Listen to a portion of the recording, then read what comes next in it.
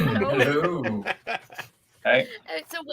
Welcome to season 3, episode 12 of Inside the Rookery. I'm Lindsay, your host, and I'm joined by my fellow Corvids, Andy Law and Mark Gibbons, to talk about illustrative cartography with our special guest, Jared Blando. Jared, would you like to say hi to everyone? Hello, I'm Jared Blando, an illustrative cartographer. I've worked in the industry for, 15 years. I do mostly maps, although that's not all I do. They're a lot of fun, and I look forward to doing more and talking on the show.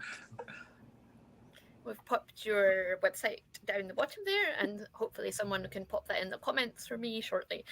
So as always, we've had lots of pre-submitted questions from patrons and our Discord community, but as always, please pop any other questions into the chat. I'll keep an eye on it and bring it up on screen as we go through.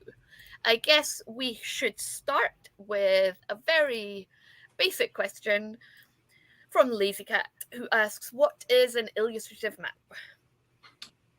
I think an illustrative map is a map that tells a story that the viewer may not necessarily understand, but the maker of the map in world does. So in my maps, generally I'll add glyphs and lots of design elements and stuff that even the GM's like, I don't really know what that is, but I could probably use it. And it makes sense that somebody from another world would be writing or illustrating in a language that we don't fully understand. So it creates an aura of mystery. And mystery is key to the imagination. So just kind of sparks people,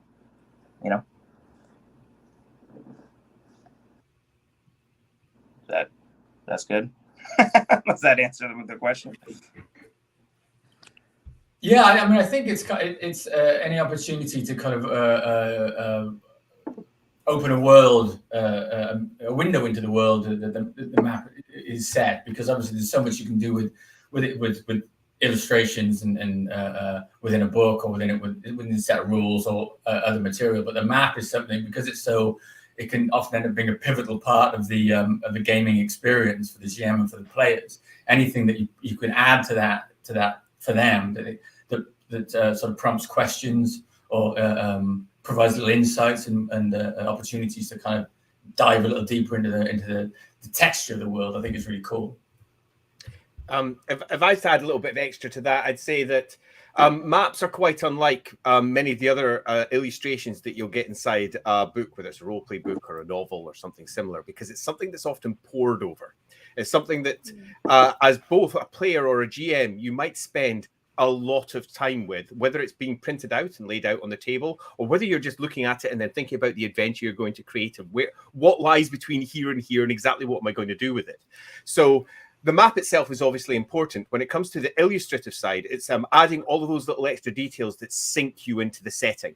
It's what differentiates it between our world, for example, whether it's a particular sigil, whether it's a particular type of character you might see or a type of person, whether it's a particular conflict that you show with perhaps figures at the bottom clashing as maybe two knights or something similar. Anything that adds to the overall evocative nature of the map also sinks people into the setting in general. So for me, the illustration, as in all the cool little funky things that might be in the borders, or they might be sitting in the map itself as a specific way that buildings are presented, because the towers are different in this world, for example, or perhaps the glyphs are different. They use circles or octagons to represent their religions. That may show in different types of shapes. Again, every single last detail that is not just a standard quick flop. Here's a building, here's a quick marker, here's a word, that establishes the setting, turns it from just being a map to an illustrative map, so to speak. Yeah, I would just interject too. There's a lot of maps that, a lot of people think I work traditionally, and I have done traditional maps, but generally I work in Photoshop. In fact, until recently, I was working in Photoshop CS4, which is ancient. Oh, yeah, that was my go-to. Yeah, mine too. I just recently subscribed to the Photoshop whatever monthly thing. The Creative Cloud, yeah. Yeah, it's fine. whatever. No, I mean, I think part of it is you need the map, especially in fantasy. It has to be organic. It has to be. I do not like, and there are a lot of really good mappers that are technically fantastic, but the map doesn't really draw me in because it doesn't look like it's from the world, I guess, you know what I mean? And so I've always been like, you know, I'm not the best illustrator, I guess, but like I try to really beat those maps up and make them look like they're imperfect, right? Imperfection makes perfection in our business. So I don't know. I think that's always really important. I think, like Andy said, like figurative elements, you know, characters, monsters, or just something more mundane. Anything in that world, when you think about it, any cartographer that's including that in the border of the map or inside the innards of the map is obviously important to someone. So that even in and of itself tells something about the world and the people in it and stuff like that. I'll add one extra part to that. Or can I just add one extra part? Because it directly relates to what Jared was saying there. When we, I did a map ages ago for the Lost Citadel. I did a big like city map for that, and it was pretty much just splat. Medieval splat. The whole thing was that, and then I had to sadly give up doing the city map because I got picked up to run Warhammer. So I immediately said, "Call Jared. Go on, call him because he's great." Because I knew he would pick up and hopefully run with all of the similar elements, because it was, in that particular case, the map was almost pure illustrative element. It was all about grounding the setting and very little about the map itself. Yeah. It was all about telling the story. And I think that pretty much hopefully speaks to exactly what Jared was saying there. Also, I would interject that was an extremely hard act to follow. So sorry. My map looks like crap next year. So I'm like, I tried. I mean, I don't know, man. That's a tough act. So thanks for saying so. I just thought I would jump to this question because it sort of follows on from that. Seago asks, are you fully digital, or do you break out the pencils and pens? If digital, what is your preferred software and digital drawing tool? So I do traditional work, but mostly if I'm just drawing or if I'm doing conceptual stuff for a client, I'll do pencils, although now I'm doing digital inks. So for maps, I pretty much just stick to Photoshop, and I use a Wacom Intuos 4 tablet. I tried the Cintiq and I didn't like it. I know a lot of people, tons of people get really good results with it. I'll probably try it again, but it wasn't for me. So yeah, I mean, I just do my inks and painting and everything. I make my own brushes in Photoshop, and I've been using like a tablet for so long that it's like second nature now. So although I have to say, I have an iPad and I have an Apple Pencil, and I've been doing a lot of digital inks and stuff on that, and I do enjoy the text, like the tangibility, I guess, like just being able to draw right on the screen. So when I do black and white maps, I will use digital. I'll actually use my iPad and I'll use Procreate first, do a lot of the inks in that, and it makes it much more organic. And then to finish it, I'll bring it into Photoshop and do typography and, you know, shading and whatever. So yeah, yeah, the same. And except for the old Cintiq, which mine was sitting down there, which has become the new second nature, although it was for me a year of very hard transition, because I was so used to using my Wacom pad, and I used to use it on my knee because I just had a comfortable way that I did. I had my laptop screen there, often sitting on the side of a chair, and I liked relaxing when I was working, which meant that I broke so many Wacom tablets. It was ridiculous. They'd fall off my knee, and I'd be like, yeah, that was totally a manufacturing error. Yeah, definitely a manufacturing error. Having said that, though, I did hand drawn maps pretty much. One when I only reason I went up because this is one from when I was like a teenager, and I do that for all of them. And the only reason I bring it up is because it is the old drawing a picture beside it to try and ground yourself into the setting. And I did that for all my games. Everything got mapped. And it was one of the things that drew me into doing the maps in the first place, because I just looked at what was available and went, I could do better than that. You know how it is. You see something, you're like, oh, that's rubbish. I could do better than that. And I remember my first professional job, it was also my first, for mapping that is, was also my first job that was done entirely digitally. And Control Z/Z meant that I never went back. Ever. Just too useful. And copy paste. And layers. Oh, layers.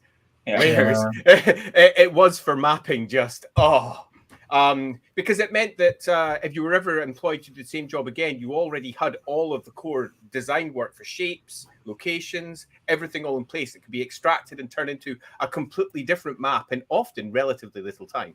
Where if you're doing it physically, oh my goodness, you're starting from scratch again.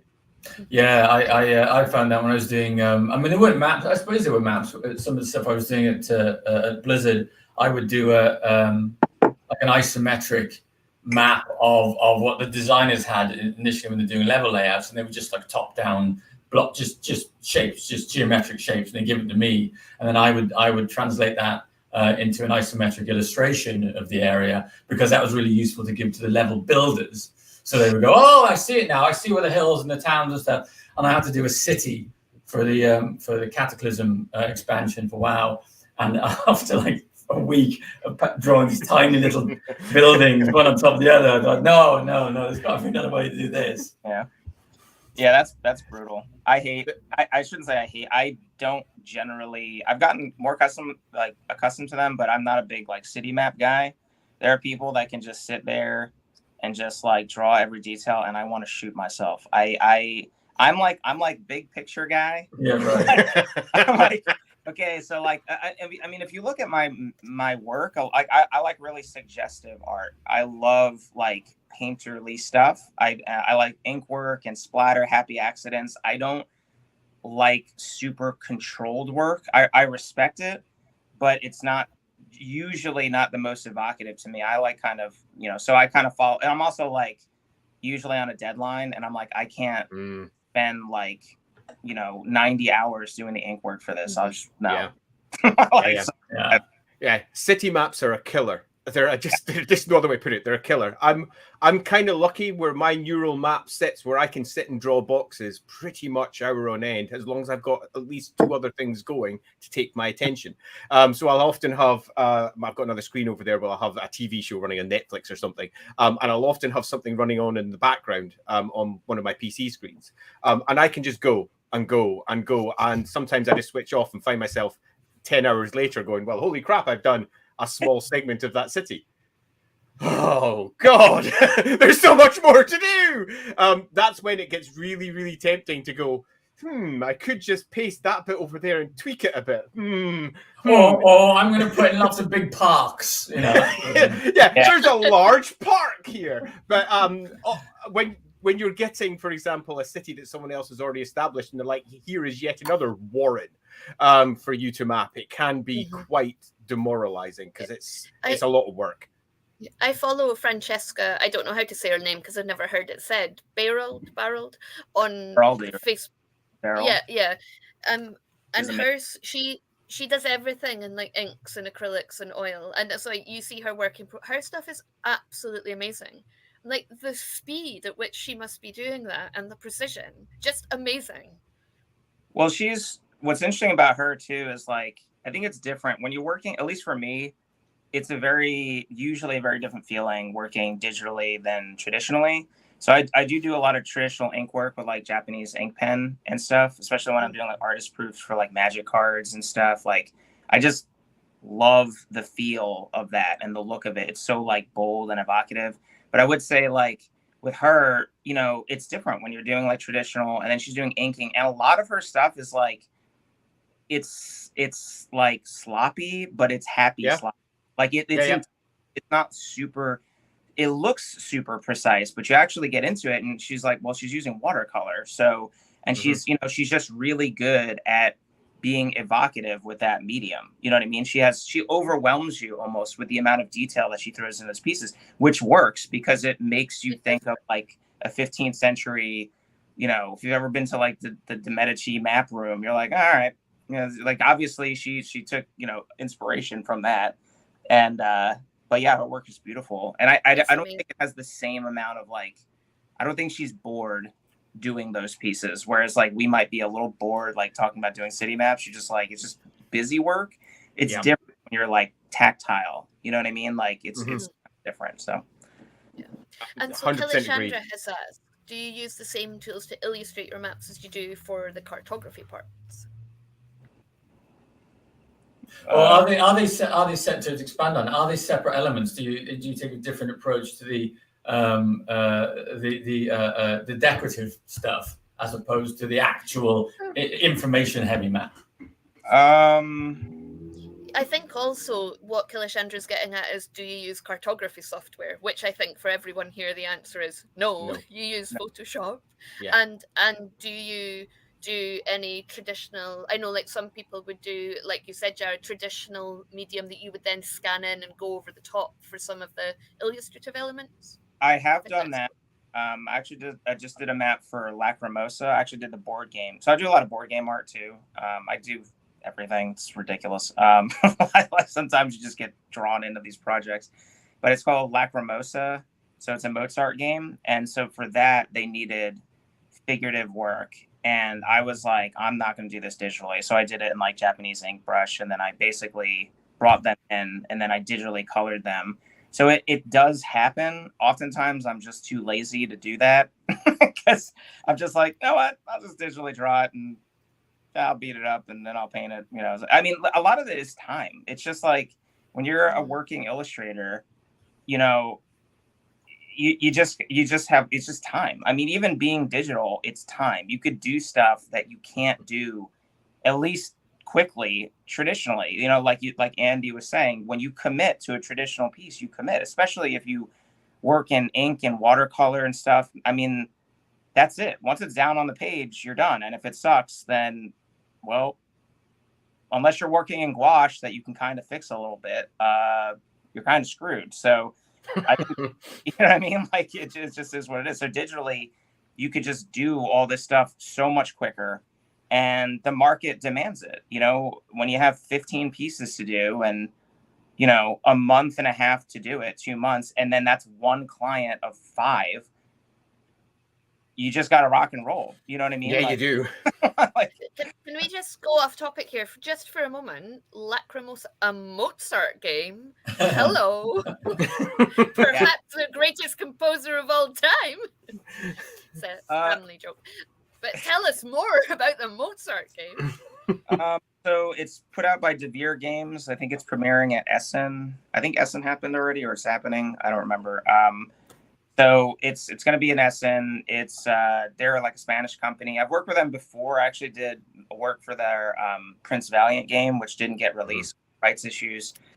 And then something.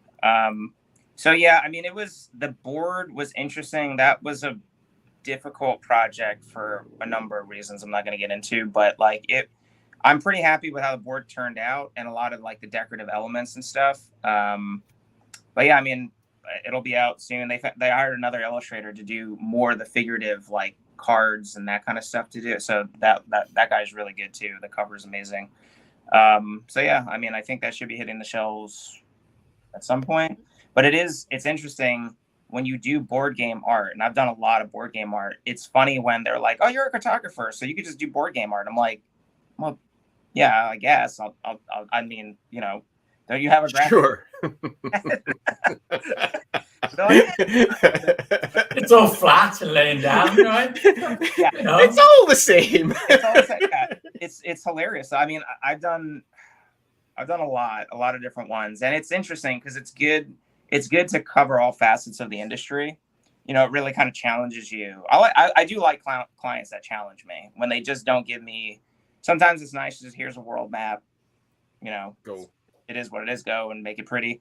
Other times they're like, hey, I have this ambitious project and I need this, and I'm like, all right, well, this is how much it's going to cost. And they're like, and when if they say yes, I'm like, all right, let's do it. So Seagoat has a simple question. Do you prefer black and white, grayscale to full color? Yes. I actually do prefer. I love ink work. I love ink. In fact, recently I just scored a job with. I'm a big BattleTech guy, so like I love the some of the old school BattleTech ink stuff from like the 80s was like kind of some of my primary inspiration. There's another. There's a Lord of the Rings artist called Victor Ambros. I think he's Spanish or Eastern European. I don't remember. He does a lot of beautiful ink work too. And so ever since I was a kid, I was just like, I love just like ink work is so, you have to say a lot, or it can say a lot with just one or two strokes. You know what I mean?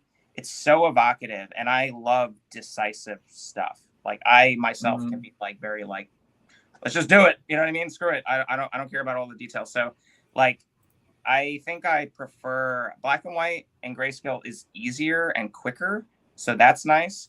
And I also like that you don't have to worry about like, I struggle with like tones as an artist in art school. Like I've learned a lot just just trying. Like I was not the best illustrator that graduated. I was like, of like 53 illustrators that graduated, I'm like one of 2 that still work in the industry.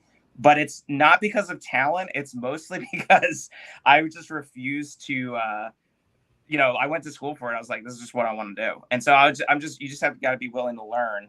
And I think I've learned a lot. I used to be terrible inking. And so the last couple, like 5 years, I'm like, I'm going to get better. And I just kept doing it and doing it and doing it in my, you know, and learning from people. So I'm more comfortable with it. And also it's fun and it's quick. And if someone's going to pay you like most of the same amount for like a black and white or grayscale piece as a color, and it takes like a quarter of the time, I'm like, okay, that's fine with me. That's a shame. Yeah, with the stuff that we're doing for Coil Crown, there was a very conscious decision to do it black and white, predominantly black and white, partly because there's one artist on the team and there's going to be a lot of art to do, but also because it's a nice throwback to the sort of old school stuff. I think certainly when I was working, and certainly the role-playing stuff I grew up with was almost entirely black and white. And I think when full color printing became affordable, that studios went to full color, we got a lot of very, very ugly product that came out because it's like, oh, it's full color. Well, let's just throw everything in there. And then everybody starts using digital software for the layouts and stuff. Oh, let's do all that. And you just get these books that are just really hard to read because it's just the colors overwhelming, all the texture, all the noise on the pages. So yeah, I'm a sucker for black and white. Well, comics were really guilty of that, right? Like when comics, so I grew up on like Weird War and like all these like the Haunted Tank, like all these like 60s comics that I'd get for like 25 cents or 10 cents at like the whatever store because I was poor, you know.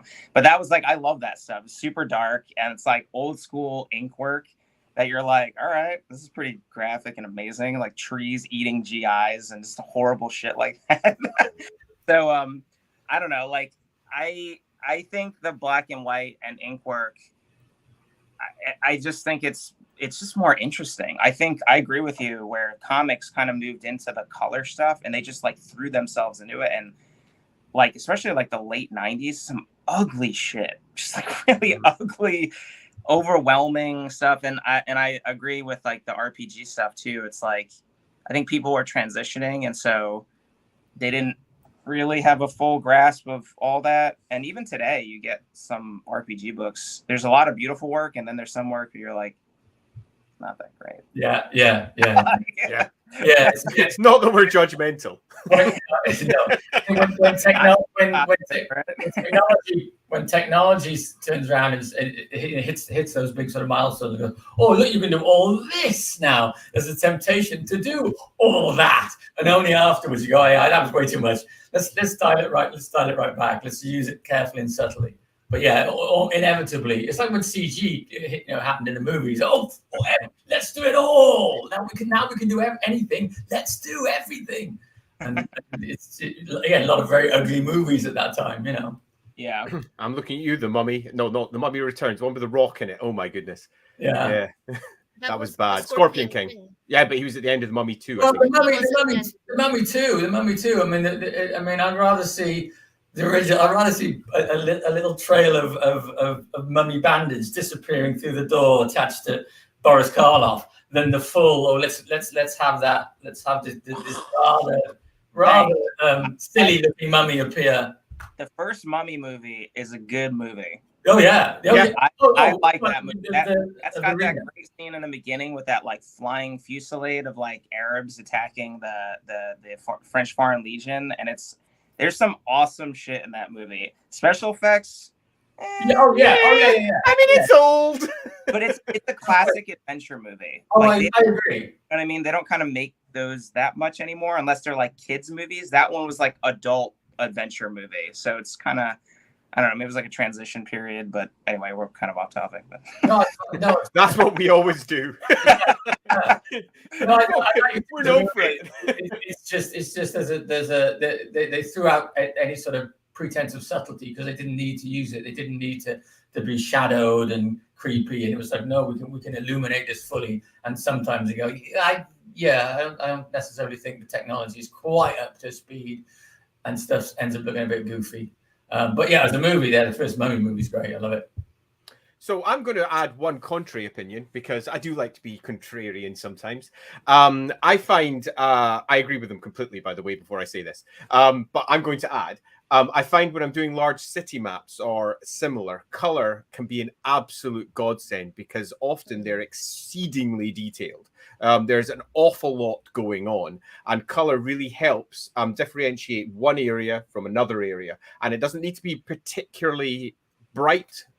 Often it can be very subtle, but it ensures that the different layers of information can be easily spotted. For example, even if it's an area map, all large populated areas having a particular color associated with the lower populated areas just being in black or a paler gray. Immediately when your eye is scanning across that page, you can identify every major population center very quickly because our brains are programmed to find color.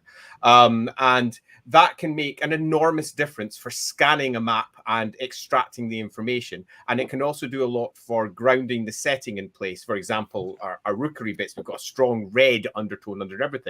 And even a black and white map with those red splashes on those core important areas makes an enormous difference because immediately they stand out and they're important and they're cool. So I actually agree with them completely, but I felt I had to say something on color side, to balance it out a bit. There are a few comments in the chat about black and white, with one or two bits of color art. That is for sure. Yeah, I think color used with a degree of restraint. Again, particularly with on maps, yeah, for emphasis to draw the eye somewhere, it's really good. And then in books, again, if you use it sparingly, it brings it more impact. Whereas if it's everywhere, then nothing has impact. Yeah. So Roderick asks, what is the style of map, aesthetically, culturally, historically, that you wish was more prevalent in the work you're asked to do? I think he means, i.e., the indie fave that you stamp. The indie fave that you stamp? I don't know. Just ignoring that bit. Just go if you're watching, Roderick, we're sorry. Roderick is watching. I said that with the full knowledge that Roderick was watching. I think one of my favorite maps that I did, or that I represented well, was probably the Empire map, the new Empire map for C7, and it was a hell of a fucking map to do. Excuse my language. It was massive. It was supposed to be larger. It was actually supposed to be smaller in size, but more detailed at first. But I kind of looked at, there's one of my favorite cartographers is from, I think, New Zealand. He does the Lion, the Witch, and the Wardrobe maps. And they're really like the Narnia maps. And he's a traditional artist, and he uses pen and ink. And I love the elegance of his maps because they look digital, but they're all traditional. He's just that good. And that's not even he doesn't just do maps. He's like a typesetter, and I don't know. He does a bunch of stuff. I forgot his name, but you can look him up. He's fantastic. And I always love that aesthetic. And I think my problem is I'm like fat fingered. Like my work can be like too bold.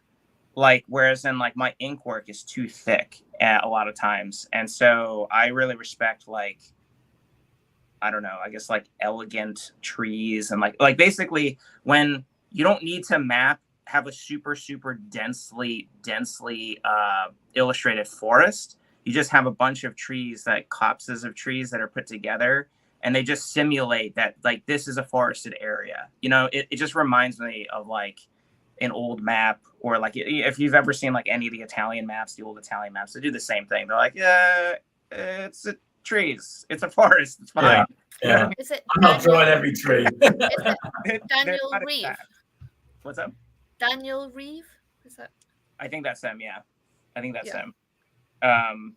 If you haven't seen his work, you should check him out because he's fantastic. But he's kind of, I guess, I don't know if it's culturally, because it's like, it would be like, I guess he's European. I don't really know. So anyway, that kind of stuff where less is more is cool. But I'm also known for just like densely packing my maps, and I don't mean to do that. It's just like, well, it just has to be done. Like, I don't know if it's my mindset, but I just wind up like throwing all these elements at people, and it just winds up being like this mess that you have to like look at and try to decipher.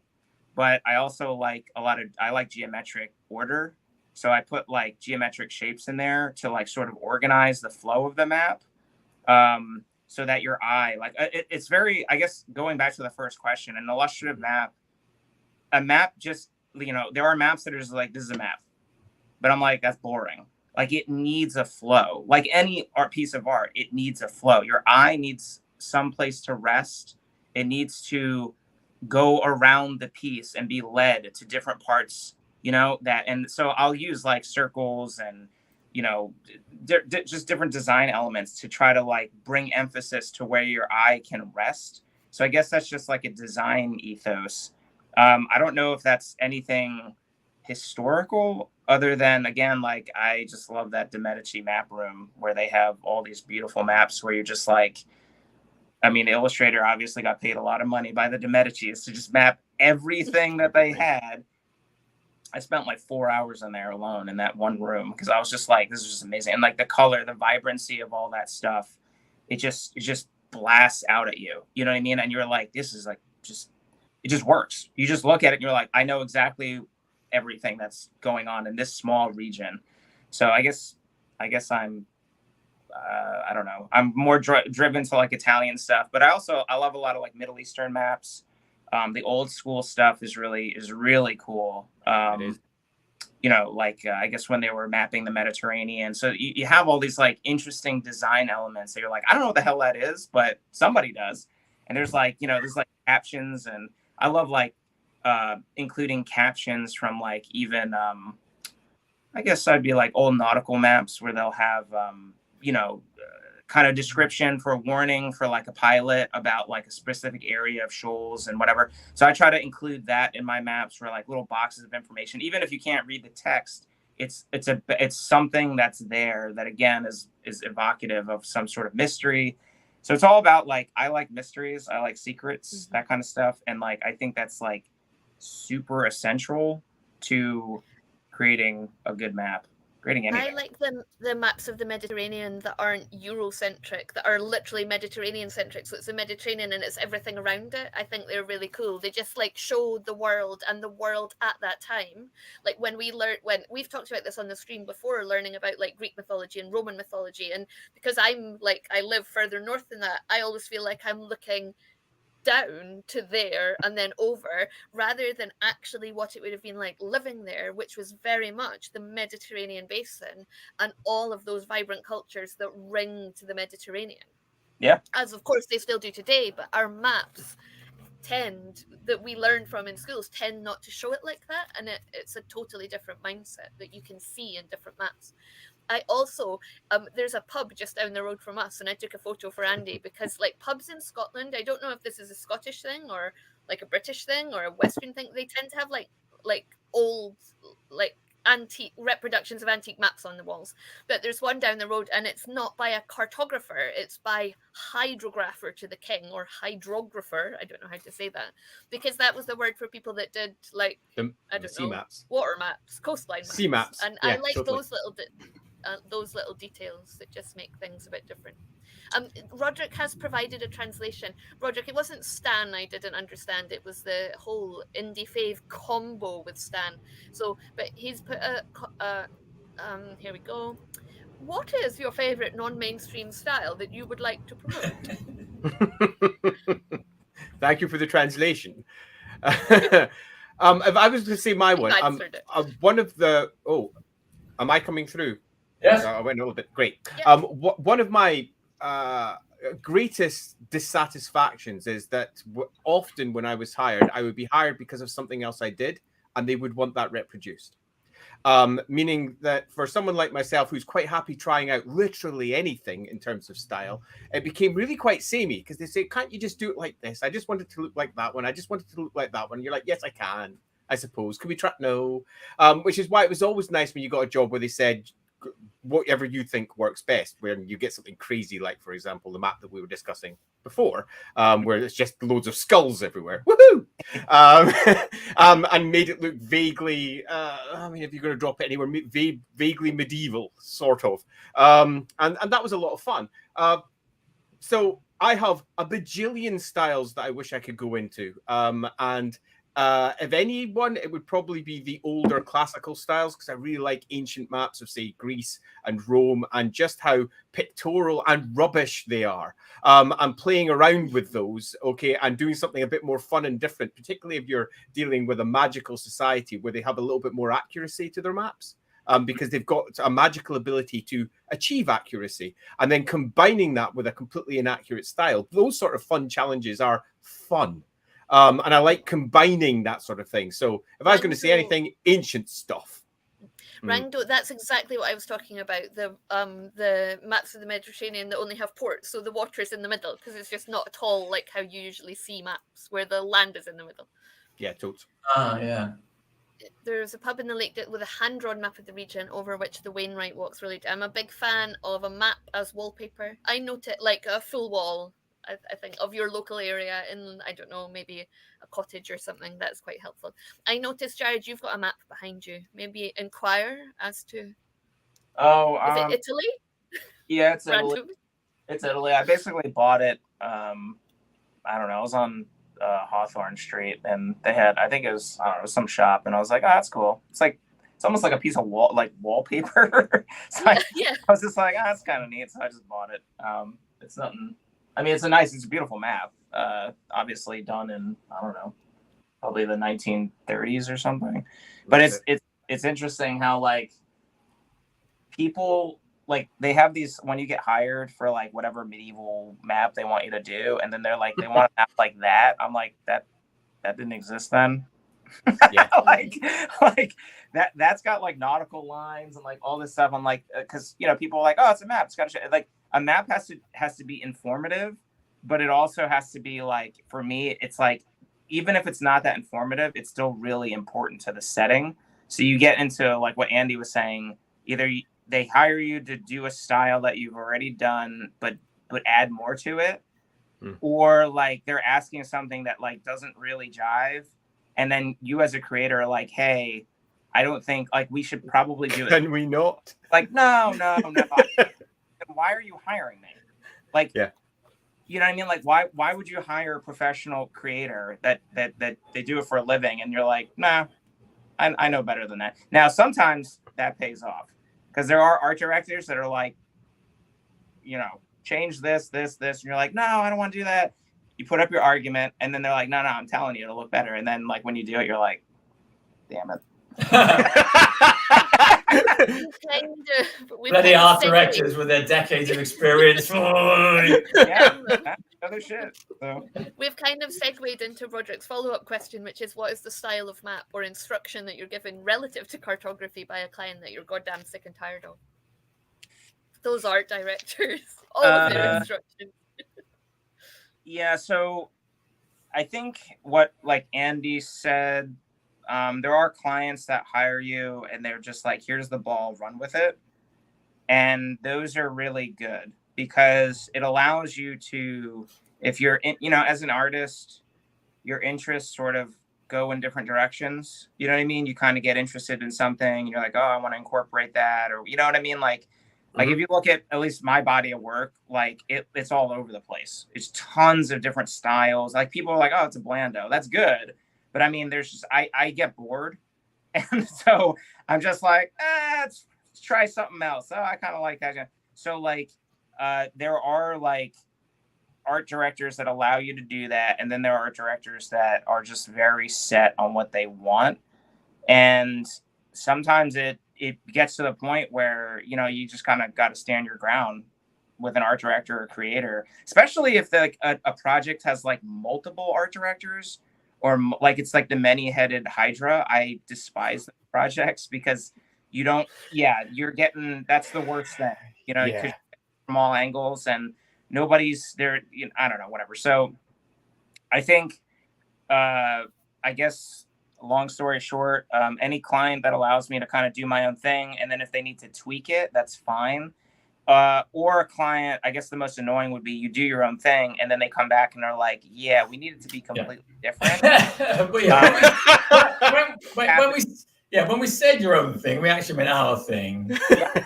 But that's what happened. And I literally, this actually happened a lot recently, where it's like you get hired on, you throw them a quote, they accept it, you start doing work, and then you bring it to basically finish, or half, 3/4 finished, and they're like, yeah, this isn't what we wanted. And I'm like, well, now, okay, you just wasted my time.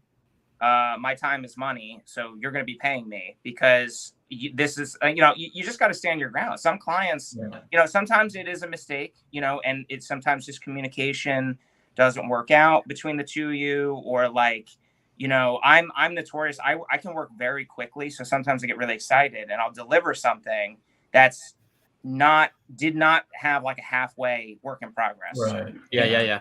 The grand reveal. You know what I mean? That's on me. And I understand that. Other times you get clients where they're like, yeah.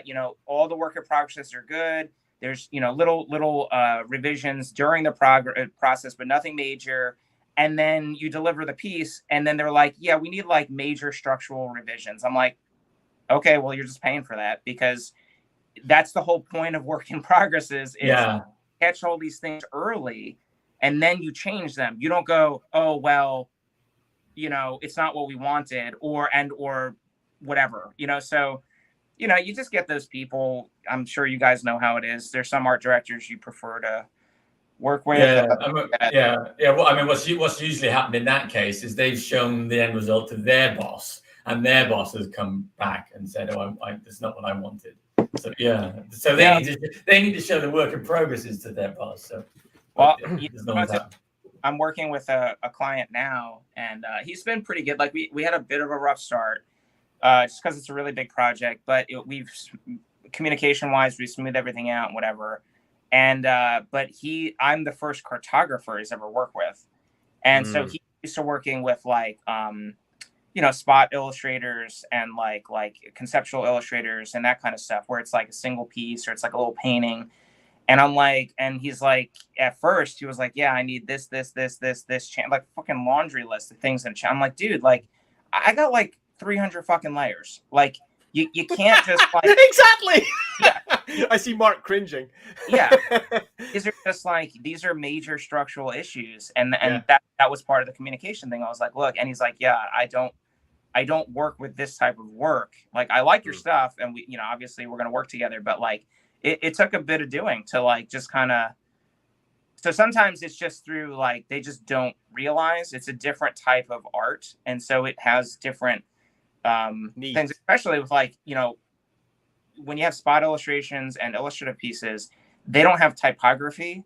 They don't have like, it's not a piece of like intrinsic art that needs to say something. It's just there to be pretty and or it's describing character, whatever. But like when you're dealing with all those other elements, it makes it even that much more complicated, right? Because you got like, okay, well, it needs all these locations. It needs this, it needs that. It needs to tell all this information. So it's like, it's just kind of different. It's interesting, but Anyway, sorry to go off on a tangent, but No, it's a very good tangent.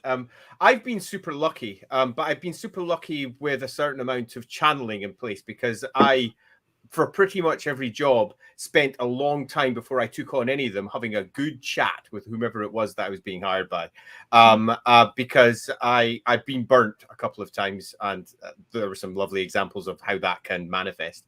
And I just did not enjoy that. I was not having it happen again. So I would have a very long chat beforehand. Take, for example, the critical role work that I did. I must have chatted with them for a good 2.5 hours with video first, and we laid out how it would all work, exactly what the process would be, and I made it pretty damn clear they wouldn't be getting anything until it was finished, purely because I knew what I wanted it to look like, and a lot of the time with the process with maps, particularly if you're sorting out the locations, putting all in place, it's a process, and it often doesn't look good until almost the end.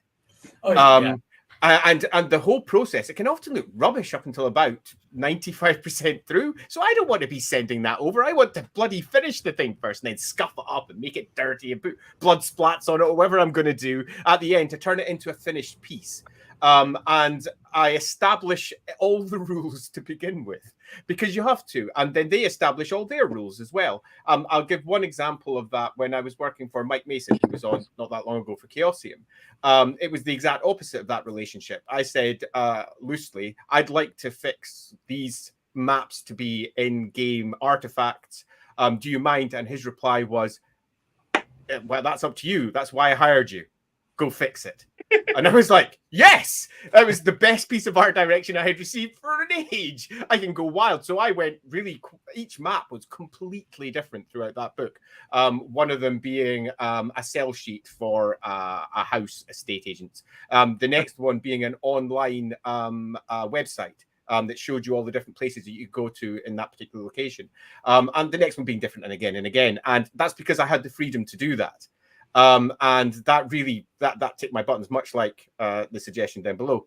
Get bored easy, and it's really nice to not be doing those fantasy maps again and again and again. Those. So loosely, yes to all of that. There was the little bit about what I'm goddamn sick of. Nothing anymore.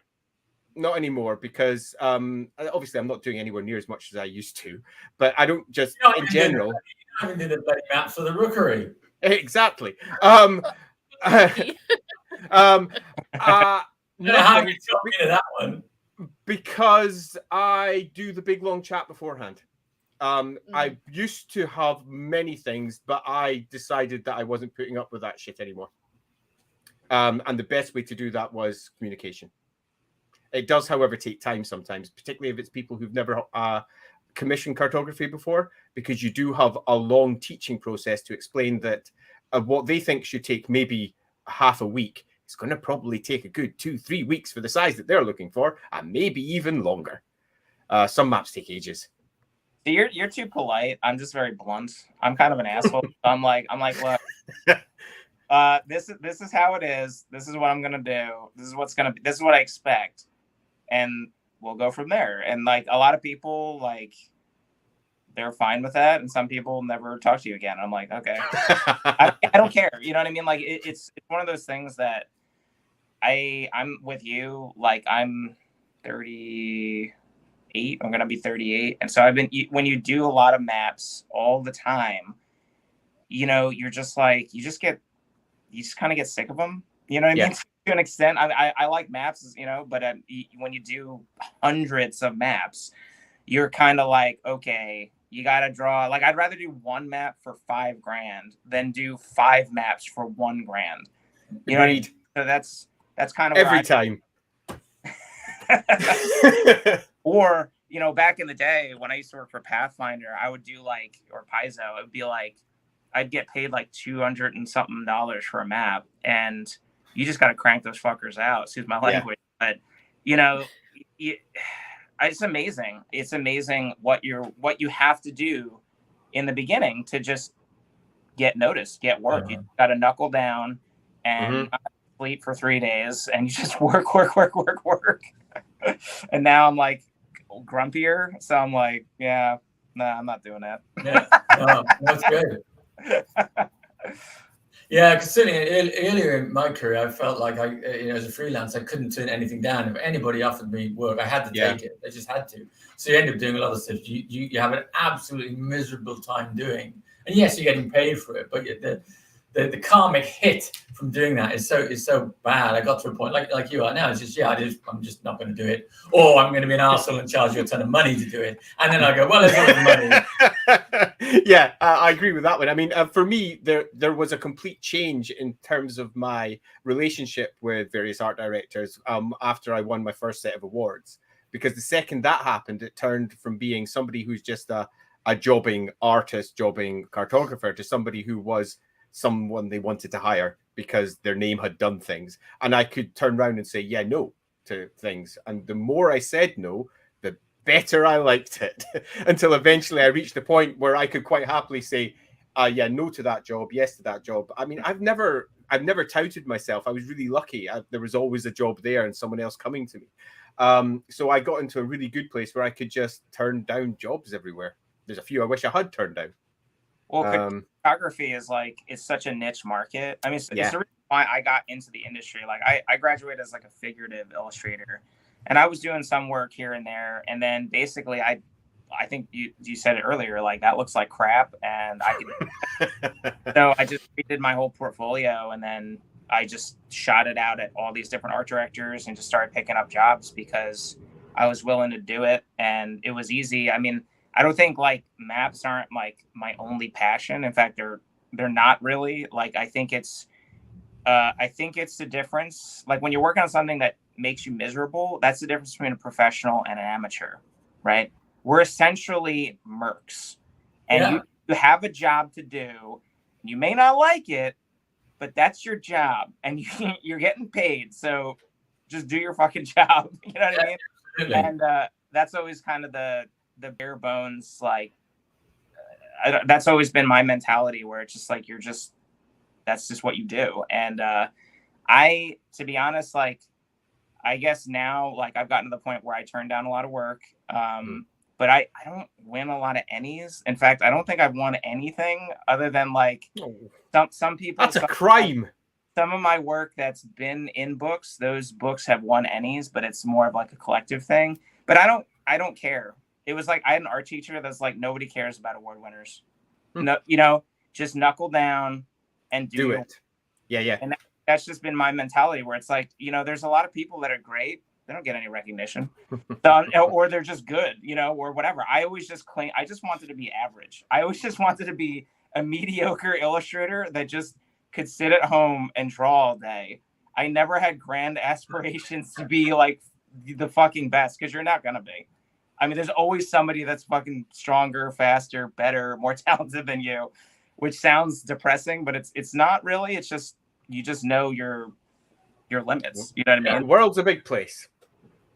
Yeah. So going back to your origin story, Seagull asks, were you the guy always doodling in class and found that illustration comes naturally to you, or did this come to you later in life after some study? Yeah, I was always doodling as a kid, mostly because my family was insane, and so I was like, I'm just gonna draw in the corner over here while you all are crazy. And we're Italian Jews, so everybody yells at each other. It's pretty funny. So yeah, I mean, I just kind of followed my friend to art school. I was actually gonna go in the army. My dad was a tanker, so like I was thinking about that. I took the ASVAB, had the sergeant over or whatever, but I was like, you know what? I kind of want to see where the art thing is going to go. So I wound up following my buddy to art school. He dropped out after the first year, and I'm just like, I have like a very like workman-like mentality. And I was just like, you know what? My parents are paying for it. I never skipped class. I never did. I was just always like a weirdo when I was like, they're paying for it. My parents aren't rich. They were never, we weren't wealthy or anything. So anything that they could give, I was like, it'd feel like a betrayal if I skipped class. So, I just worked during college. I worked, did what I had to do. But yeah, I mean, I was always drawing in class just because I love history and I love, military history. And so I'm always drawing something. And then I think the interesting thing is that I fell into cartography, and I like maps, but it's not like my super passion. But you just do what you got to do, and it's such a niche market that I was like, you got to find a niche and exploit it. It's just, if anybody tells you otherwise, yeah, maybe you're a great painter and you could afford to do that. I couldn't. You just gotta, I was decent at it and people liked it, and I was like, okay, you're gonna pay me to do this? All right, let's fucking do it. I was exactly where I was. I was like, holy crap. That came from nowhere. Yeah. And yeah, it's such a small market, but it's a niche one that you can, there's few names there and it pays off. Yeah. What about you, Mark? Were you always doodling? No, I don't know. I can't say that art or illustration came particularly naturally. I think I always had ideas, and I wanted to get those ideas out. And it seemed to be I was better at drawing them than I was about writing about them. But it's always been, I don't always go to the pencil or the paintbrush. Sometimes it's a scribbled note, something that's all I need to do. And the reason that this became a career is because I was a shitty musician. Because that was my first. That's what I wanted to do. I did 2 weeks. I told this story before. I did 2 weeks in art college, and I dropped out because they had me painted with custard and gravy, using twigs instead of brushes, and I objected in the strongest terms to that. And then I realized I'm 19 and I'm unemployed, and I'm still trying to make it as a guitarist, but I need to pay the bills, and that's not really sort of doing it. So I had a portfolio of work I'd done in school, and I just went around my hometown just knocking on doors. And clearly that wasn't what anybody else was doing back then, because I got jobs. There's this kid outside who's got pictures he wants to show somebody. Do we have somebody that can look at his stuff? And they did. They went, yeah, all right, we'll give you a TV show to illustrate. Oh, okay. I guess this will help. Yeah. I doodled all the time. My grandmother was an artist. My mum was an artist. I was painting in oils by the age of 3. Yeah. Well, that was what my mum had me doing because she had so many commissions on. Though? No, that was me blocking in bits for my mum. Because she had so many commissions going. So I grew labor. Yeah, totally toddler labor. But I wanted to do it because I wanted to think that I'd done something for those paintings. I remember quite keenly going, I did a bit of that. I remember when my mum got a commission from Marconi to do like it was a massive wall. I think it was redcoats fighting off against something. I can't remember. It was just this enormous painting that pretty much destroyed my mother's soul. And I was happily splatting red bits of coat all over that, really enjoying it as a kid. So, yeah, for me, when I moved into role play by about 8, 9, 10, I drew everything, whether it was maps, whether it was NPCs, whether it was whatever. It was just a constant churn of an inability to just leave it. I had to do something where I wanted to know what everything looked like. So that's why after I faded out, did the workshop thing, then came back out again and looking at some of the output that I saw and going, I could do better. So did and got employed, and that was that. But yeah, in this case, I was the guy. We've only got 2 minutes left, and there's loads of questions I didn't get to. So let's just rattle through some. One. Yeah, like quick fire. Quick fire round. Favorite illustration that you added to a map? Asks Kalishan. That's not very quick. For illustration, I don't know. I guess probably on the Empire map. I like that Reichsguard knight with black armor, holding the standard of I think it's Altdorf for the Empire. I like that kind of stuff. So that's probably my favorite. At least for me, it's an octopus, a space octopus destroying a big Imperial vessel on a 40k map. That was great. Coming out from the warp. Oh yeah, you can't go wrong with dropping one of those as an illustration. Yeah. Space octopus. I did a map. I did a map, actual physical map for Riot to hang on the wall in the pub, and I decided I was going to put gold leaf over everything. So I enjoyed learning how to apply gold leaf.